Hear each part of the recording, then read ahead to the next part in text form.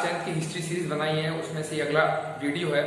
इस वीडियो में हम चैप्टर जो था हमारा rise of nationalism in Europe, उसका जो दूसरा पहलू है, मतलब कि जो नेशनलिज्म है वो यूरोप में कैसे स्प्रेड हुआ, वो हम इस वीडियो में बात करने जा रहे हैं।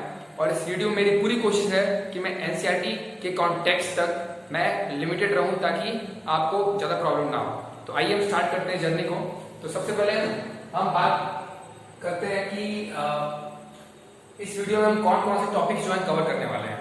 तो टॉपिक्स जो हम कवर करने वाले हैं इस वीडियो में वो है, जैसे कि टॉपिक हमारा the making of nationalism in Europe, ये हमारा टॉपिक है। इस टॉपिक के अंदर हम बात करेंगे ethnic and geographical diversity of Europe. तो जो उस वक्त का यूरोप था, 18th सेंचुरी या फिर 19th सेंचुरी का यूरोप था, वहां पर जो अलग अलग तरह की विविधताएं थी, जैसे एथनिक मतलब कल्चरल, और जियोग्राफिकल मतलब कि उनकी ज्योग्राफी को लेके वहां का जो भूगोल था उसको लेकर वहां पर किस किस तरह की डाइवर्सिटी थी वो हम बात करेंगे। उसके बाद प्रेजेंस ऑफ डिफरेंट क्लासेस, अलग अलग समाज समूह के लोग जो रहते थे यूरोप में, उनका जिक्र होगा इस टॉपिक के अंदर। अगला है understand the meaning of liberal nationalism and its various aspects. तो तब हम एक कॉन्सेप्ट पढ़ेंगे लिबरल नेशनलिज्म। अब लिबरल नेशनलिज्म क्या है वो जो टॉपिक स्टार्ट होगा तब आपको बताएंगे उसको। उसके बाद बात आती है कंजर्वेटिज्म ऑफ 1815। अभी कंजर्वेटिज्म क्या है, जब टॉपिक शुरू होगा हम बात करेंगे कंजर्वेटिज्म की। और जो लास्ट टॉपिक होगा हमारा कंक्लूडिंग टॉपिक इस वीडियो का, वो होगा द रेवोल्यूशनरीज।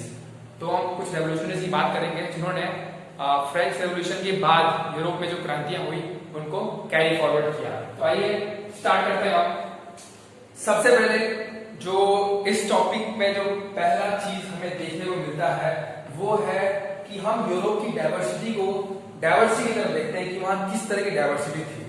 तो सबसे पहले जो आज का हम स्विट्जरलैंड देखते हैं, आज का जो ये स्विट्जरलैंड है, इस स्विट्जरलैंड का ये आप व्यू देख रहे हैं। उस वक्त स्विट्जरलैंड अलग अलग स्टेट्स में डिवाइडेड था। वहीं ये जर्मनी है, वो भी अलग अलग स्टेट्स में डिवाइडेड था। और रही बात इटली की, जो इटली का मैप दिख रहा है आपको यहाँ पर, ये एक पैर की तरह दिख रहा है आपको। इटली की मैप की खासियत है कि ये आपको ऐसा लगता है किसी ने यहाँ पर पैर रख दिया है। तो इस इटली के मैप में आप देख सकते हैं कि किस तरह अलग अलग स्टेट्स में डिवाइडेड था। और ये अलग अलग स्टेट्स के अलग अलग मोनार्क्स थे, अलग अलग एम्परर्स थे, अलग अलग राजा थे जो कि वहां रूल करते थे। तो इतनी डाइवर्सिटी में यूरोप को यूनाइट करना कितना डिफिकल्ट था आप खुद समझ सकते हैं। यहां तक कि जो पूरा ईस्टर्न और सेंट्रल यूरोप है वो एक ऑटोक्रेटिक मोनार्क के अंदर था। ईस्टर्न एंड सेंट्रल यूरोप कौन सा हुआ, ये यूरोप का मैप है, इसका ये हुआ ईस्टर्न पार्ट और ये हुआ सेंट्रल पार्ट। तो इन सारे पार्ट्स में एक ऑटोक्रेटिक मोनार्की थी। अब ऑटोक्रेटिक मतलब क्या हुआ, ऑटोक्रेटिक मतलब सेल्फ रूल, मतलब एक ऐसा राजा जैसे नॉर्थ कोरिया है आज का, जहां पर कोई इलेक्शन नहीं है, वहां पर पीढ़ियां दर पीढ़ियां जो है वो अगर राजा है तो उसका बेटा उसके मरने के बाद राजा बन जाएगा। तो ये ऑटोक्रेटिक रूल चल रहा था वहां पर सेंट्रल और ईस्टर्न पार्ट में यूरोप के। और ये मोनार्कीज जैसे कि आपको पता है, मोनार्कीज मतलब राजा का वहां पर रूल था। तो ये थी डाइवर्सिटी यूरोप की उस वक्त। तो इस डाइवर्सिटी के होने के बावजूद नेशनलिज्म कैसे स्प्रेड हुआ, यही हम इस चैप्टर में पढ़ेंगे। अब अगली बात आती है जो अगली डाइवर्सिटी है। एक तो डाइवर्सिटी हमने ज्योग्राफिकल डाइवर्सिटी देखी, अब हम बात करते हैं एथनिक डाइवर्सिटी की, जो कि स्टार्टिंग के चैप्टर में आपको मैंने बताया था। तो एथनिक डाइवर्सिटी के लिए हम एक एम्पायर, एक साम्राज्य की बात करेंगे। इसका नाम था द फेमस हैब्सबर्ग एम्पायर। इसका नाम है द फेमस हैब्सबर्ग एम्पायर। तो ये हैब्सबर्ग एम्पायर का ये एम्बलम है। ठीक है दोस्तों, तो अब बात करते हैं हम जो एथनिक डाइवर्सिटी है वो कैसी थी यूरोप में उस वक्त। तो उसके लिए हम जो आपके बुक में टॉपिक दिया हुआ हैब्सबर्ग एम्पायर का, तो हैब्सबर्ग एम्पायर का ये एम्बलम है, जैसा कि आप देख सकते हैं इस एम्बलम को। तो इस एम्बलम में जो ये हैब्सबर्ग एम्पायर था वो कहां का रूल करता था, ये उसका एरिया है। देखिए ध्यान से, इस मैप में आपको दिखा रहा है, ये दोनों मैप उसके प्रति है कि हैब्सबर्ग एम्पायर जो था वो एक ऑस्ट्रिया हंगरी जगह थी, वहां पर इनका दबदबा था। तो इस ऑस्ट्रिया हंगरी जो एम्पायर था, जो हैब्सबर्ग एम्पायर, जहाँ रूल करता था, उस जगह पर हम ध्यान से देखें तो यहाँ की जो एथनिक डाइवर्सिटी है बहुत बहुत सारी डाइवर्सिटी यहाँ पर। सबसे पहले जो एल्पाइन रीजन्स थे, एल्पाइन रीजन मतलब कि यूरोप का जो सबसे बड़ा माउंटेन है the Alps mountain, the famous Alps mountain, आपने ज्योग्राफी में पढ़ा होगा, तो वो इस एरिया में था। एल्प्स माउंटेन इस एरिया में है, इस एरिया में है। और एल्पाइन रीजन के जो भी स्टेट्स थे जैसे ऑस्ट्रिया, सडरलैंड और टाइरोल, ये जो थे यहाँ पर स्थित थे। और तो ये माउंटेनियस रीजन हो गया। और तो साथ साथ में आप ज्योग्राफिकल डाइवर्सिटी को भी समझ सकते हैं कि यूरोप में किस तरह की ज्योग्राफिकल डाइवर्सिटी थी उस वक्त। उसके बाद बोहेमिया, बोहेमिया आपको यहाँ दिखेगा, ये जर्मन स्टेट था उस वक्त। तो बोहेमिया जो है एक ऐसा स्टेट था जो कि जहाँ पर जर्मन बोली जाती थी, तो ये एक जर्मन रूल स्टेट था। उसके बाद हम बात करते हैं लोम्बार्डी और वेनेशिया का। लोम्बार्डी और वेनेशिया ये थे इटली के पार्ट, जो कि आप यहाँ पर जो इटली का मैप है आप यहाँ देख सकते हैं। तो और ये वेनेशिया है और यहाँ पर आपको लोम्बार्डी दिख रहा है यहाँ पर। तो लोम्बार्डी और वेनेशिया इटली के पार्ट थे। और जब हम इटली की यूनिफिकेशन की बात करेंगे तो ये दो स्टेट्स सबसे ज्यादा महत्वपूर्ण थे उस वक्त। अब हम बात करते हैं भाषा की डाइवर्सिटी। तो यूरोप में उस वक्त लिंग्विस्टिक डाइवर्सिटी कैसे थी, मतलब ऐसी diversity which was related to language, भाषा। तो अगर हम हंगरी की बात करें, हंगरी में कौन सी लैंग्वेज बोलते थे उस वक्त? मग्यार वहां की मेन लैंग्वेज थी। लेकिन अगर आप पूरे हंगरी में आप ट्रैवल करेंगे तो इस लैंग्वेज के जो डायलेक्ट्स थे, मतलब बोलियां थी, वो चेंज होते रहती थी कोसों पर। तो इस तरह से यहाँ की डाइवर्सिटी, लिंग्विस्टिक डाइवर्सिटी को समझ सकते हैं कि कितनी लिंग्विस्टिक डाइवर्सिटी यहाँ पर हो सकती थी। उसके बाद आता है गैलिशिया। गैलिशिया आप यहाँ देख सकते हैं, वेस्ट गैलिशिया और ईस्ट गैलिशिया। गैलिशिया आज के समय में स्पेन के अंदर आता है, लेकिन उस वक्त ये ऑस्ट्रिया हंगरी एम्पायर का पार्ट था। और वहां पर कौन सी लैंग्वेज बोलते थे? पॉलिश लैंग्वेज, जो कि आज पोलैंड की राष्ट्रीय लैंग्वेज है। तो पॉलिश लैंग्वेज के बाद अब बात करते हैं कि जो ये ऑस्ट्रिया हंगरी एम्पायर है, इसकी जो बाउंड्रीज थी, बाउंड्री मतलब ये जो बाउंड्रीज है, इस बाउंड्रीज में बेसिकली जो फार्मर पॉपुलेशन थी, फार्मर पॉपुलेशन, किसान रहते थे। और मेन सेंट्रल एरिया था, यहाँ पर एरिस्टोक्रेटिक लोग, जो कि बड़े लोग थे सोसाइटी के, वो यहाँ एग्जिस्ट करते थे। और जो इनकी इसकी बाउंड्री थी, वहां पर पीजेंट पॉपुलेशंस रहती थी। अब इस बाउंड्री पे कौन कौन से स्टेट्स हैं ध्यान से देखिए। नॉर्थ में बोहेमिया एंड स्लोवाक। तो देखिए ऑस्ट्रिया हंगरी एम्पायर के नॉर्थ में बोहेमिया एंड स्लोवाकिया। तो ये जो दो स्टेट्स हैं, और जो बोहेमिया लोग रहते थे उनको हम बोलते थे बोहेमियंस, और स्लोवाकिया में जो लोग रहते थे उनको बोलते थे स्लोवैक्स। तो ये दो पॉपुलेशन यहाँ रहती थी, जो कि पीजेंट पॉपुलेशन, किसान थे वो लोग। अब आता है कैरोलिना। तो कैरोलिना ये रहा। कैरोलिना में जो प्रजाति थी रहने वाली, उसको बोलते थे स्लोवीन्स। तो ये भी एक फार्मर पॉपुलेशन था। और साउथ में जो बात करते हैं वो है क्रोएट्स की बात करेंगे तो क्रोएट्स आप बोल सकते हैं, ये जो इनका स्टेट था, ऐसी कैपिटल थी क्रोएट्स। तो ये क्रोएट्स यहाँ रहते थे। और उसके बाद ये आगे ट्रांसिल्वेनिया में जो लोग रहते थे उनको बोलते थे रोमांस। तो ये बेसिकली ट्राइब्स हैं जिनका नाम आपकी बुक में दिया हुआ, आप उसको याद कर लीजिएगा, एग्जाम में पूछे जा सकते हैं। और ये ट्राइब्स किस तरह की ट्राइब्स थी? फार्मर ट्राइब्स थी, किसान ये लोग थे। अब अगर हम बात करें कि इन सारी विविधताओं को, डाइवर्सिटी को कौन बांधता था उस वक्त जब मोनार्कीज रूल करती थी, तो उनका एक सिंपल एक आंसर है, एक सिंगल एम्परर होता था। मतलब एक single emperor which was the central stage, मतलब एक सेंट्रल स्टेज था जो इस पूरे हैब्सबर्ग एम्पायर को बांध के रखा हुआ था उसमें। तो इस मेस में, मतलब कि इतनी डाइवर्सिटी में, जहां पर हमने पिछले भाग में देखा कि किस तरह ज्योग्राफिकल डाइवर्सिटी है और किस तरह यहाँ पर लिंग्विस्टिक डाइवर्सिटी थी, तो इतनी सारी डाइवर्सिटीज में जो सारी डाइवर्सिटी सिंगल एम्परर के अंतर्गत है, वहां पर नेशनलिज्म कैसे फैला, कैसे स्प्रेड हुआ, वो हम आगे बढ़ेंगे आगे टॉपिक्स में। तो अब हम बात करते हैं कि अगर उस स्प्रेड को समझने से पहले हम देखते हैं कि वहां की जो सोसाइटी है, मतलब कि उस वक्त की जो यूरोपियन सोसाइटी है, वहां पर किस तरह के लोग रहते थे। तो अगर हम उसकी डिवीजन करें तो 3 में ये डिवाइड हो सकता है। पहला है एरिस्टोक्रेसी, एरिस्टोक्रेसी जो है, अब ये बात करते हैं एरिस्टोक्रेसी की। तो एरिस्टोक्रेसी है क्या? एरिस्टोक्रेसी मतलब कि जो समाज के बड़े लोग हैं, जिनके पास सारी जायदाद, प्रॉपर्टी, सबसे ज्यादा पैसा उनके पास है, हाई क्लास लोग जिसको बोलते हैं, वो एरिस्टोक्रेसी के पार्ट हैं। जो आजकल के ब्यूरोक्रेट्स को बोलते हैं, तो ये एरिस्टोक्रेसी हो गई। और दूसरी पॉपुलेशन थी पीजेंट्स की, मतलब फार्मर्स की, और तीसरी थी इंडस्ट्रियल लेबरर्स। लेकिन इंडस्ट्रियल लेबरर्स वो बाद में आए, पहले थे एरिस्टोक्रेट्स एंड पीजेंट्स। जरा इनको समझने की कोशिश करते हैं हम लोग, इनकी सोसाइटी को। तो जो एरिस्टोक्रेसी थी वो एक डोमिनेंट क्लास थी। डोमिनेंट क्लास मतलब कि उनका दबदबा था, भले ही ये नंबर में, मतलब जनसंख्या में कम थे, लेकिन इनका दबदबा ज्यादा था। दे वर द डोमिनेंट क्लास। और इनकी खासियत ये थी कि ये एक साथ ही संबंध बनाते थे, इंटरकास्ट मैरिज इनमें अलाउड नहीं थी, मतलब एक एरिस्टोक्रेट और दूसरे एरिस्टोक्रेट के बीच मैरिज हो सकती है, ये इनका कंडीशन था। और जैसे आजकल बोलते हैं कि हाई क्लास लोग इंग्लिश बोलते हैं, उसी तरह उस वक्त फ्रेंच को उन्होंने एक माध्यम बना रखा था कि ये सिर्फ हाई क्लास लोग ही बोलते हैं। तो इस तरह की एरिस्टोक्रेटिक माइंडसेट उस वक्त फ्रेंच सोसाइटी में स्थित थे। और जितने भी प्रॉपर्टीज वगैरह हैं वो सिर्फ यही ओन करते थे। तो मतलब कि फ्रांस की जितनी प्रॉपर्टीज वगैरह हैं वो इन एरिस्टोक्रेसी के अंदर आती थी। अब बात करते हैं पीजेंट्स की। तो पीजेंट्स की जनसंख्या उस वक्त के फ्रांस और यूरोपियन एरिया में सबसे ज्यादा थी, दे वर इन मेजॉरिटी। लेकिन इन पीजेंट्स के भी दो भाग थे। किस तरह के पीजेंट्स थे? दो तरह के थे।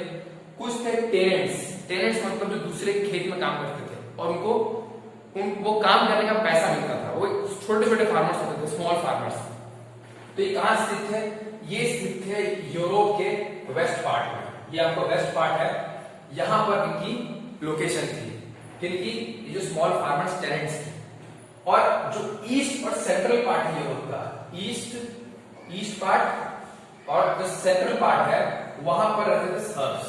अब सर्फ क्या है? सर्फ का मतलब कि जैसे मैंने आपको पिछले वीडियो में बताया है कि अगर ये लैंड है, उस लैंड का एक लैंड ऑनर है और उसने काम कराना उस लैंड के ऊपर, तो ऑब्वियस ही बात है वो किसी लेबरर को एम्प्लॉय करेगा। लेकिन अगर उस लेबरर को वेतन नहीं मिला, अगर उसको पेमेंट नहीं मिल रहा है, तो वो एक सर्फ हुआ। यानी कि वो उसके लिए एक तरह का एक लेबर का काम कर रहा है, लेबर विदाउट पेमेंट।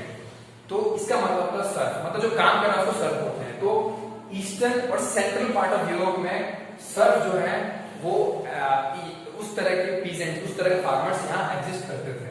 अब इनके बाद जब हम बात करते हैं इंडस्ट्रियल रेवोल्यूशन की, तो इंडस्ट्रियल रेवोल्यूशन की जब भी हम बात करते हैं तो सबसे पहला देश जो हमारे मन में आता है वो है England, London, England, UK, United kingdom. क्योंकि सबसे पहले इंडस्ट्रियल रेवोल्यूशन कहां से हुआ? इंग्लैंड से। 18th सेंचुरी के सेकेंड हाफ में, 18th सेंचुरी के सेकेंड हाफ मतलब कि 1750 से लेके 1800 एडी के बीच में, 1750 और 1800 एडी के बीच में जो इंग्लैंड था उसमें इंडस्ट्रियल रेवोल्यूशन आया। अब जब इंडस्ट्रियल रेवोल्यूशन आई तो क्या हुआ? इंडस्ट्री सेटअप हुई और उस इंडस्ट्रीज में काम करने के लिए कुछ पीजेंट्स ने अपना ट्रेडिशनल वर्क छोड़ के दे बिकम इंडस्ट्रियल लेबरर्स। वो इंडस्ट्री में लेबर का काम करने लगे। और बाकी जो जगह थी फ्रांस और जर्मनी, उनमें इंडस्ट्रियल रेवोल्यूशन थोड़ा बाद आया, थोड़ा लेट आया। उनमें कब आया? 19th सेंचुरी में आया, मतलब 1800 एडी के बाद वहां पर इंडस्ट्रियल रेवोल्यूशन आया। और अगर हम ईस्टर्न यूरोप की बात करें, ईस्टर्न यूरोप मतलब यूरोप का ये वाला भाग, तो यहाँ पर जो इंडस्ट्रियल लेबरर्स थे वो बहुत कम मात्रा में थे, क्योंकि यहाँ पर उतना इंडस्ट्रियलाइजेशन नहीं हुआ था। लेकिन मानने वाली बात यह है कि जो ये इंडस्ट्रियल लेबरर्स थे यही मेन ट्रेल ब्लेजर्स थे। ट्रेल ब्लेजर मतलब कि दे वर द लीडर्स, वो नेता थे लिबरलिज्म को मेंटेन करने के लिए। मतलब कि जो फ्रीडम की आइडियाज हैं वो सबसे पहले किनके दिमाग में आया? इन इंडस्ट्रियल लेबरर्स के दिमाग में आया। सबसे पहले इन्होंने महसूस किया कि हाँ, कुछ आजादी नाम की कोई चीज भी होती है। सबसे पहले किनके मन में ये आजादी नाम की चीज आई? तो वो है इंडस्ट्रियल लेबरर्स। तो अब हम आगे बात करते हैं लिबरलिज्म। लिबरलिज्म जो हमारा मेन कॉन्सेप्ट है, जिसके पीछे सारी क्रांतियां हुई, तो लिबरलिज्म को हम सबसे पहले समझने की कोशिश करते हैं। तो जैसे कि मैंने पिछले टॉपिक में बताया कि लिबरलिज्म का ट्रेलब्लेजर मतलब लीडर कौन था, जितने भी इंडस्ट्रियल लेबरर्स थे, जितने भी, इनको हम मिडिल क्लास लोग भी बोलते हैं, मिडिल क्लास लोग,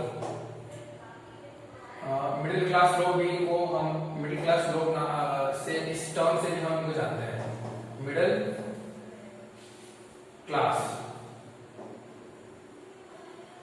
तो इंडस्ट्रियल लेबरर्स को मिडिल क्लास कैटेगरी में भी हम डाल सकते हैं। तो they were the main trailblazers in liberalism. तो अब हम बात करते हैं लिबरलिज्म क्या है। तो लिबरलिज्म में, लिबरलिज्म जो है, लिबरलिज्म जो टर्म है बेसिकली एक लैटिन वर्ड से आता है, लैटिन वर्ड लिबर, जिसका मतलब है फ्री। और जैसा कि मैंने बताया पहले भी कि इज्म मतलब होता है आइडिया। इज्म ये भी एक लैटिन वर्ड है जिसका मतलब है आइडिया, मतलब कोई सोच, मतलब कि फ्री होने की सोच को हम बोलते हैं लिबरलिज्म। तो ये जो लिबरलिज्म है, लिबरलिज्म को नेशनल यूनिटी से काफी जोड़ा गया है। यानी कि अगर हमें एक नेशन बनाना है, अगर पूरे नेशन को एकजुट करना है, तो हमें उनको फ्री रखना होगा। लिबरलिज्म और नेशनल यूनिटी दोनों एक साथ, दे शुड रन पैरेलल, उन दोनों का पैरेलल चलना होगा। ये मानना था जितने मिडिल क्लास लोग थे, जितने भी लोग थे सोचते थे, those who used to believe in liberalism. अब हम बात करते हैं कि लिबरलिज्म जो है वो, उसका जो नजरिया था वो अलग अलग लोगों के लिए अलग अलग था। जैसे जो मिडिल क्लास लोग थे, मतलब जो इंडस्ट्रियल लेबरर्स थे, उनके लिए लिबरलिज्म क्या था? Freedom and equality before law, मतलब कानून के प्रति सारे इक्वल हो, कानून के सामने सारे इक्वल हो और सबको इक्वल फ्रीडम मिले, मतलब उसमें कोई भेदभाव ना हो। अगला है एंड ऑफ ऑटोक्रेसी, जो ऑटोक्रेसी चलती थी, सेल्फ रूल चलता था, उसका खात्मा हो, ऐसे चाहते थे कौन? मिडिल क्लास लोग। अगला है क्लेरिकल प्रिविलेजेस। क्लेरिकल मतलब क्या है? जो उस वक्त चर्च थे, चर्च वगैरह, चर्च में जितने भी जो पंडित थे वहां पर, चर्च के अंदर जो काम करते थे, जितने भी लोग थे, उनको एक अलग तरह की प्रिविलेजेस मिलती थी, अलग तरह के फायदे मिलते थे। वो फायदे जो है वो खत्म कर दिए जाए, ऐसा मानना था मिडिल क्लास लोगों का। और एक कॉन्स्टिट्यूशन हो, एक संविधान हो, government should be elected through consent, मतलब उनकी इजाजत से, मतलब वोटिंग राइट सबको मिले, और एक पार्लियामेंट हो, ये इनकी मांग थी। और जो प्राइवेट प्रॉपर्टी है, पहले कोई प्राइवेट प्रॉपर्टी नाम की चीज ही नहीं होती थी, क्योंकि जितने भी एरिस्टोक्रेट्स थे उनके अंदर सारी प्राइवेट प्रॉपर्टी होती थी। तो इसलिए जो स्मॉल फार्मर्स थे, टेनेंट्स थे, उनके पास खुद की प्राइवेट प्रॉपर्टी नहीं होती थी। तो मिडिल क्लास लोगों का मानना ये था कि प्राइवेट प्रॉपर्टी सबका हक है। तो मिडिल क्लास लोगों के लिए ये सारी चीजें जो है लिबरलिज्म का मतलब थी। अब हम बात करते हैं कि अगर वो चाहते थे कि इक्वालिटी बिफोर लॉ हो, तो उस इक्वालिटी बिफोर लॉ के लिए सबसे इंपॉर्टेंट चीज थी, वो थी universal adult franchise. Universal adult franchise जो कि आजकल की मॉडर्न युग में भी बहुत ही फेमस है। इसका मतलब ये है कि सबको, जितने भी एडल्ट्स हैं, चाहे वो मेल हो, चाहे फीमेल हो, चाहे किसी भी वर्ग के हो, सबको मौका मिलना चाहिए मतदान करने का, वोटिंग करने की। फ्रेंचाइज मतलब वोट करने का सबके पास हक है। तो जैसा कि मैंने इसमें लिखा हुआ है कि element of equality before law, तो यूएएफ मतलब यूनिवर्सल एडल्ट फ्रेंचाइज जो है एक बेसिक एलिमेंट है इक्वालिटी बिफोर लॉ का।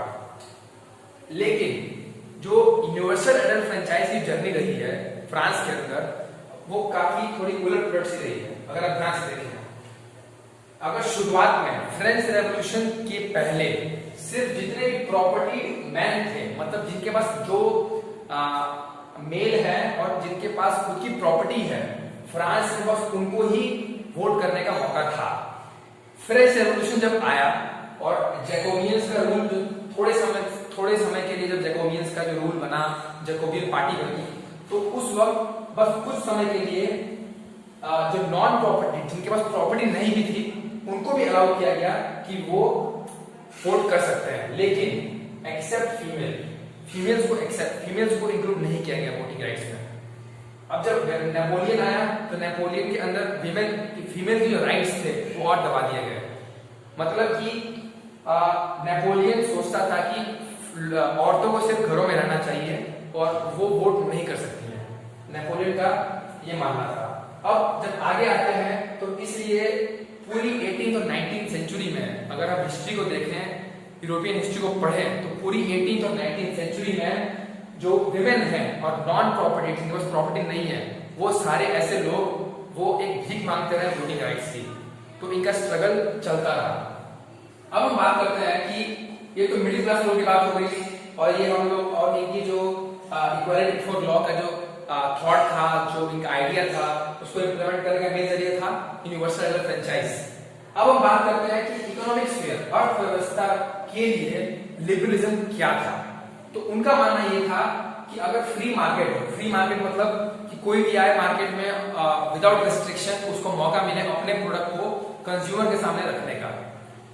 दूसरा कि कोई restriction, no restriction should be there on movement of goods. जितने भी सामान हैं अगर वो एक स्टेट से दूसरे स्टेट में जा रहे हैं तो उसके ऊपर कोई रेस्ट्रिक्शन नहीं होना चाहिए, मतलब कोई ड्यूटीज ना हो, ना ऐसा ना हो कि उनको ज्यादा पैसा पे करना पड़े अगर वो अलग देश में जाके अपनी सामान को बेच रहे हैं।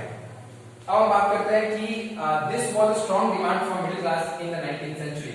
मतलब जो मिडिल क्लास लोग थे, जो लेबरर्स थे उस वक्त, इंडस्ट्रियल लेबरर्स, वो ये डिमांड्स थी, फ्री मार्केट, नो रिस्ट्रिक्शन और मूवमेंट ऑफ गुड्स, ये इनकी मेन डिमांड थी 19th सेंचुरी में। तो ये जो इकोनॉमिक स्फीयर की बात है, इसका एक बहुत अच्छा एग्जांपल आपके बुक में दिया है जर्मन के कुछ 39 स्टेट्स को लेकर। वो जरा गौर करते हैं इस पर कि नेपोलियन ने जब फ्रांस के आगे अलग अलग जितने भी स्टेट्स को उसने कवर करना शुरू किया, अलग अलग लड़ाइयां जीतकर, तो जब वो जर्मन के स्टेट्स में गया तो उसने एक कॉन्फेडरेशन बनाया, जिसको हम फेमस जर्मन की जो 39 स्टेट्स थे उनको एक कॉन्फेडरेशन बना दिया। कॉन्फेडरेशन का मतलब कि एक समूह 29 स्टेटों का एक समूह बना दिया नेपोलियन ने। लेकिन नेपोलियन ने जो यहाँ पर कॉन्फेडरेशन बनाई थी, वहां पर जरा हम देखते हैं कि जैसा कि वहां पर हम जरा देखते हैं कि वहां की इकोनॉमिक कंडीशन क्या है।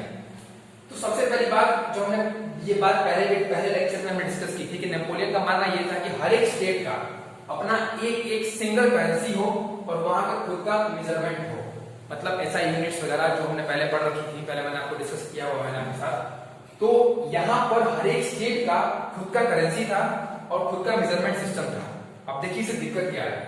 अगर इसका मान के चलिए अगर 1833 में, मतलब उस टाइम में, अगर आप जर्मन की एक स्टेट हैम्बर्ग से लेकर अगर आप न्यूरनबर्ग तक जा रहे हैं अपने सामान को लेकर, तो आपको कम से कम 11 कस्टम बैरियर से गुजरना पड़ता था, मतलब 11 चेक पोस्ट से गुजरना पड़ता था अगर आप अपने सामान को इन दो जगहों के बीच में लेके जा रहे हैं। और इन सारे 11 जगहों पर 5% का टैक्स लगता था हर एक जगह पे। तो आप खुद सोच सकते हैं कि कितना महंगा सामान हो जाता था अगर वो हैम्बर्ग से न्यूरनबर्ग तक जाए। तो ये डिफिकल्टी थी नेपोलियन के द्वारा क्रिएटेड इन 39 जर्मन कॉन्फेडरेशंस में। अब हम बात करते हैं कि जो मेजरमेंट्स थी उस वक्त, जो भी हम वेट नापते थे, जो भी मेजरमेंट करते थे, तो उनकी ड्यूटीज मतलब कि उन पे कुछ टैक्स लगता था। तो ये जो मेजरमेंट है उसका जो लेंथ है वो अलग अलग इन 39 कॉन्फेडरेशंस में अलग अलग स्टेट्स में अलग अलग थी। जैसे आपको एग्जांपल के तौर पे एली एक यूनिट ऑफ मेजरमेंट था उस टाइम पर। तो एक एली का जो मैग्नीट्यूड है वो फ्रैंकफर्ट में 54.7 सेंटीमीटर था, और वहीं मेन्स जो कि अगेन एक जर्मन स्टेट है, वहां पर इसकी जो मैग्नीट्यूड है वो 55.1 सेंटीमीटर हो जाती है। तो आप खुद देख सकते हैं कि किस तरह एक एली की वैल्यू जो है अलग अलग स्टेट में अलग अलग चेंज हो रही है। न्यूरनबर्ग में 65.7 सेंटीमीटर है और वहीं फ्रीबर्ग में 53.5 सेंटीमीटर है। तो इस तरह हम देख सकते हैं कि एक एली, एक मेजरमेंट का जो यूनिट था उसकी वैल्यू जो है अलग अलग स्टेट में अलग अलग थी। तो ये एक प्रॉब्लम क्रिएट हो गई थी इन 39 जर्मन कॉन्फेडरेशंस में, जो कि नेपोलियन के आइडियाज की वजह से ये प्रॉब्लम आई थी। तो इस प्रॉब्लम को खत्म कैसे किया गया? इस प्रॉब्लम को खत्म किया गया एक कस्टम यूनियन बनाकर। जब नेपोलियन हार गया और जब इसको वापस फ्रांस में भेज दिया गया, तो उसके बाद 1834 में एक ज़ोल्वेरिन नाम का एक कस्टम यूनियन बनाया गया। इस कस्टम यूनियन ने इस सारी चीजों को सिंप्लीफाई कर दिया। एक सिंपल तरीके से इसने जितनी भी अर्थव्यवस्था है उसको सिंपल कर दिया। कैसे सिंपल किया जरा देखते हैं। सबसे पहली बात कि जितने भी कस्टम्स ड्यूटीज है उनको यूनिफाइड कर दिया। मतलब कि अगर 39 स्टेट्स में जाते हैं तो आपको हर एक स्टेट में अलग अलग टैक्स पे करने की जरूरत नहीं है। और जो करेंसी थी, अब करेंसी नेपोलियन ने बोला था कि हर एक स्टेट की अलग अलग करेंसी हो, यानी कि 39 स्टेट्स मतलब 39 करेंसी। तो इन 39 करेंसीज को मात्र 2 कर दिया गया, यानी कि इन 39 कॉन्फेडरेशन स्टेट्स में मात्र 2 करेंसी चलेगी। तो जितना भी लेन देन होगा इन 2 कॉन्फेडरेशन में होगा। और उसके बाद जो रेलवे है और कम्युनिकेशन सिस्टम है, ताकि जो ट्रांसपोर्टेशन है वो काफी इजीली स्मूथली हो सके, उसके लिए रेलवे का भी यहाँ पर इंप्लीमेंटेशन हुआ। अब हम बात करते हैं कि economic nationalism form the path for wider nationalist sentiments. इसका मतलब ये हुआ कि ये जो इकोनॉमिक नेशनलिज्म है, अर्थव्यवस्था को एक पैटर्न रखकर जो यहाँ पर नेशनलिज्म की जो बेस रखी गई है, वो किस तरह एक नेशन को बनाने में कैसे हेल्प करेगी आगे, वो हम अब आगे स्लाइड में देखते हैं।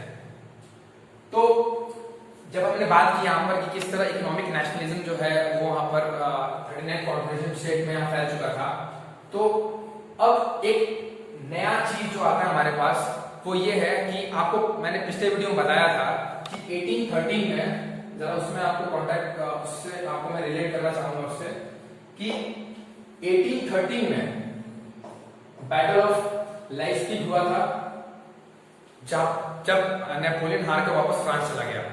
और उसके बाद 1814 में ट्रीटी ऑफ पेरिस साइन हुई, और ट्रीटी ऑफ पेरिस साइन होने के बाद हुआ था Congress of Vienna. Congress of Vienna आपको याद होगा पिछले वीडियो में, कांग्रेस ऑफ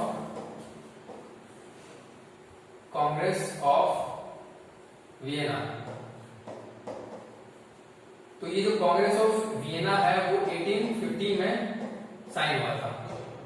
और कांग्रेस ऑफ वियना साइन होने के बाद कुछ ऐसी हालत थी यूरोप की, ये यूरोप का उस वक्त का मैप है 1815 के बाद, कांग्रेस ऑफ वियना के बाद।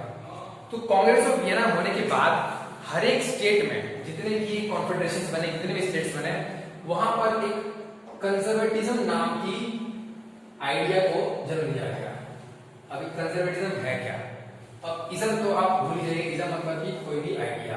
अब कंजर्व मतलब कि जितने भी ट्रेडिशनल सेटअप्स हैं, ट्रेडिशनल इंस्टीट्यूशंस हैं, उनको दोबारा सेटअप किया जाए।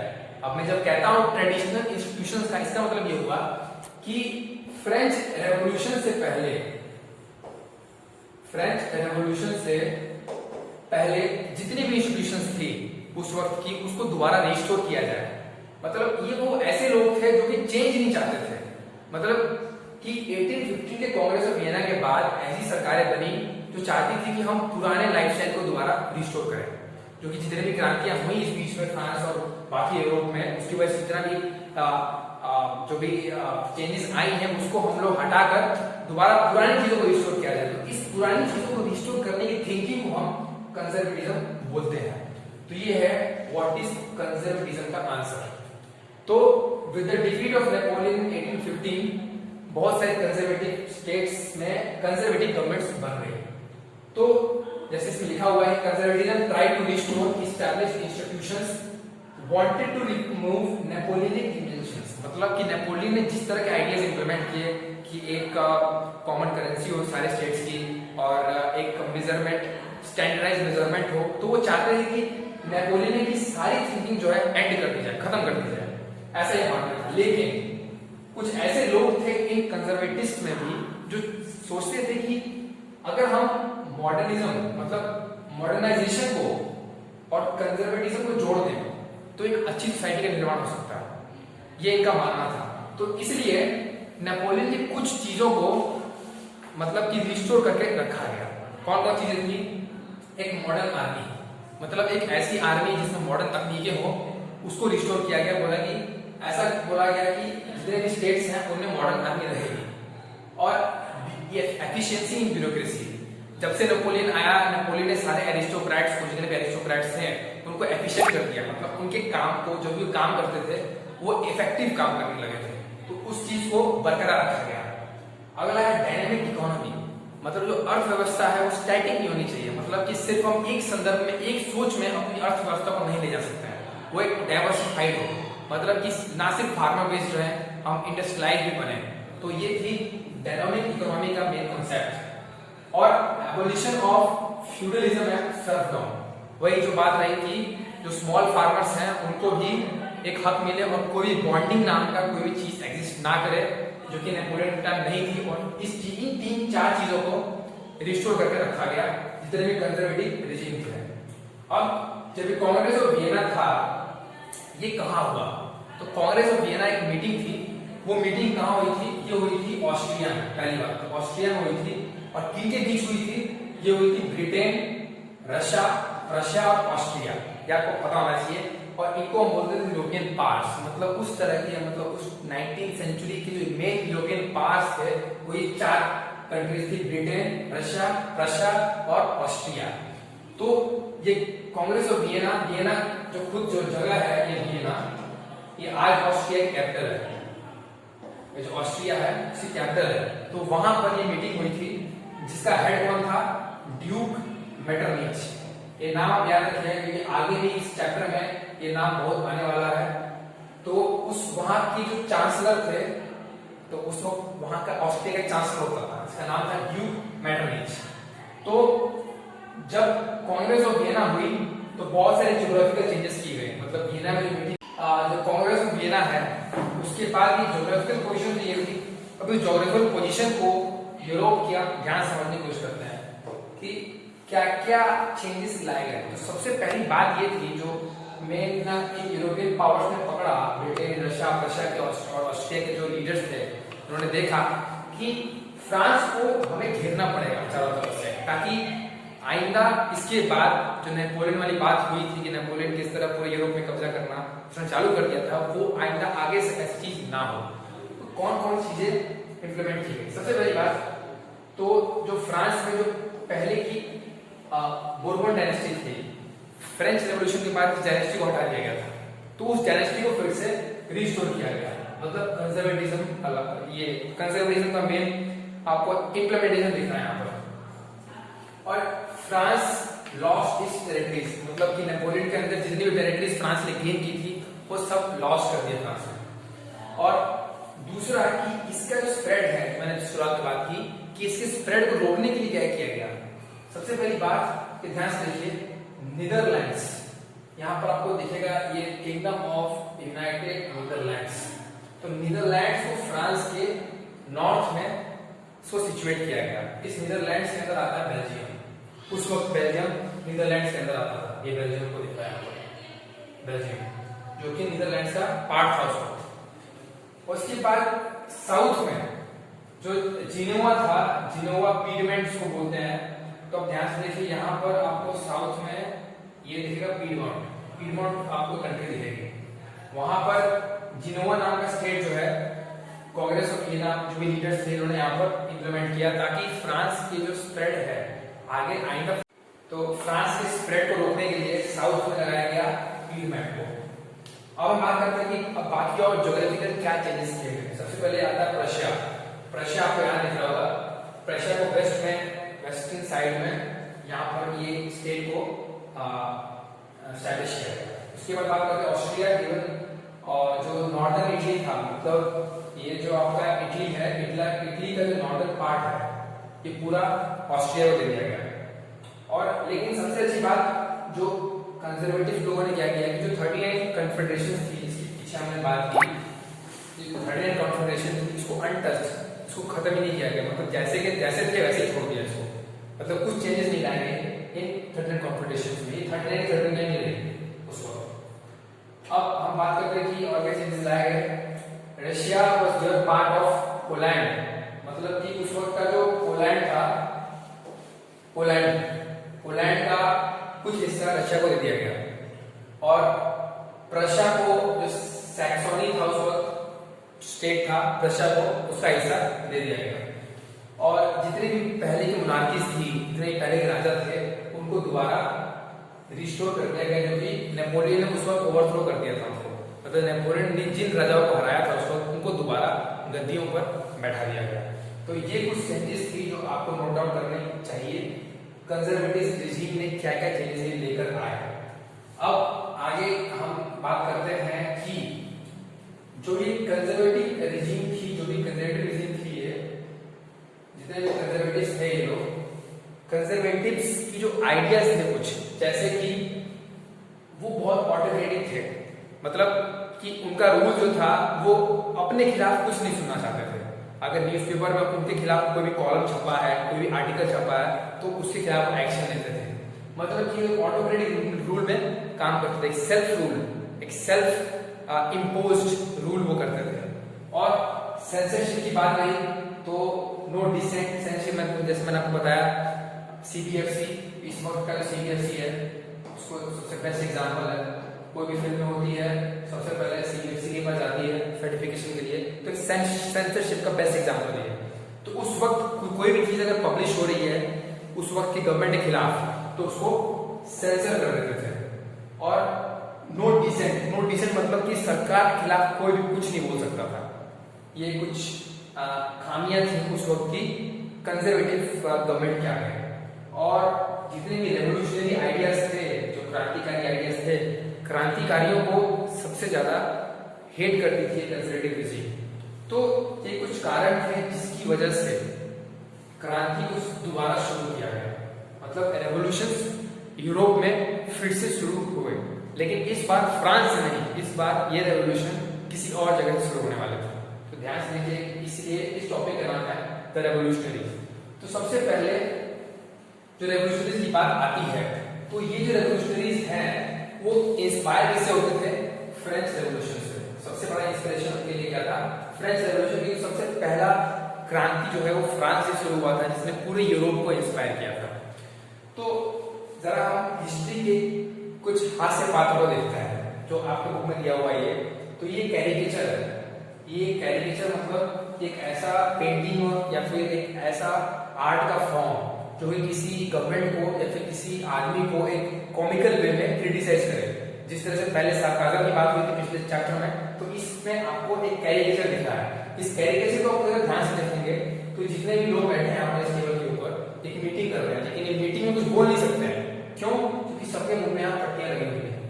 तो ये एक आर्टिस्ट का एक विजुअलाइजेशन है, एक क्रिटिसिज्म है, एक कैरिकेचर है कि ये कैसी गवर्नमेंट है, कैसे कंजर्वेटिव लोग हैं। अगर हम एक मीटिंग में हम उनको उनके खिलाफ कोई बोल ही नहीं सकते हैं। तो इसलिए जो यहाँ बोर्ड पे लिखा हुआ है फ्रेंच में, अगर हम इसको यहाँ पर ट्रांसलेट करें इंग्लिश में, तो कहते हैं कि silence is the commandment of this learned society.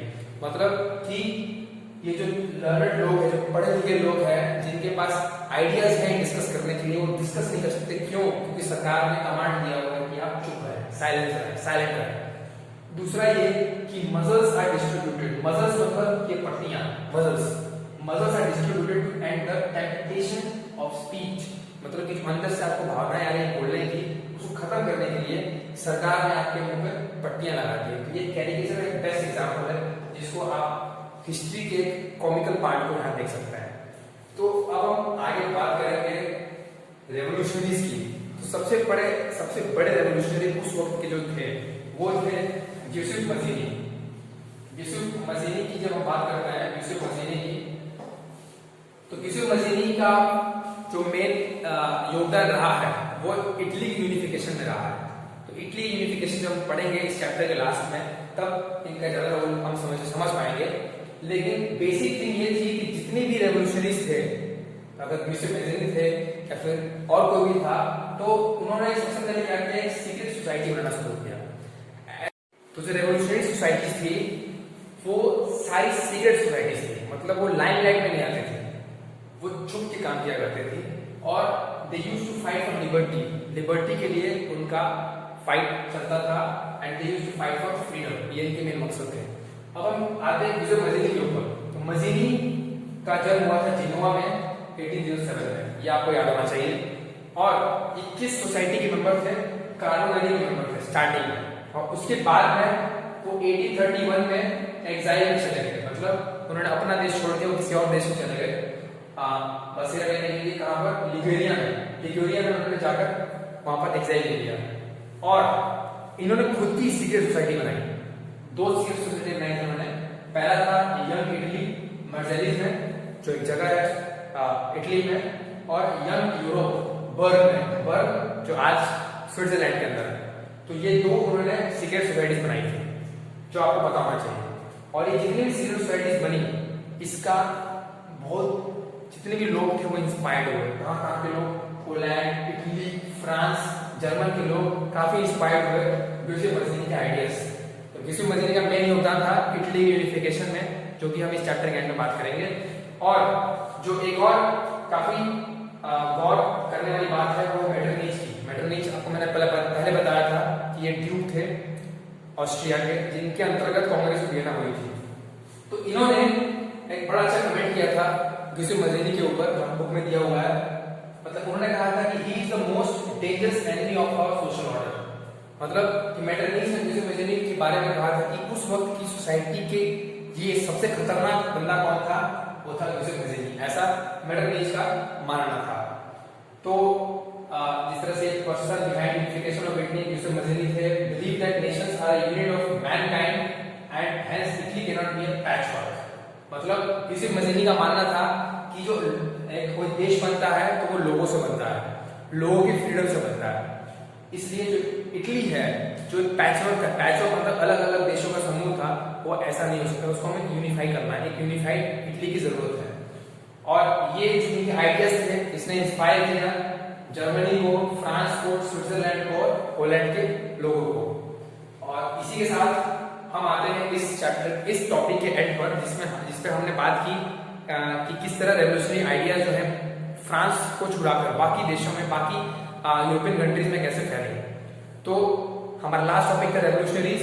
तो इसी टॉपिक को हम आगे वीडियो में कवर करेंगे, किस तरह अलग अलग रेवोल्यूशनरीज जैसे गिउसेप मजीनी हो गए, इन्होंने किस तरह अपने आइडियाज को इम्प्लीमेंट किया पूरे यूरोप में। तो इसी के साथ आप इस चैनल से ट्यून रहिए और आगे की वीडियोस के लिए आप प्लीज चैनल सब्सक्राइब करिए। Thank you.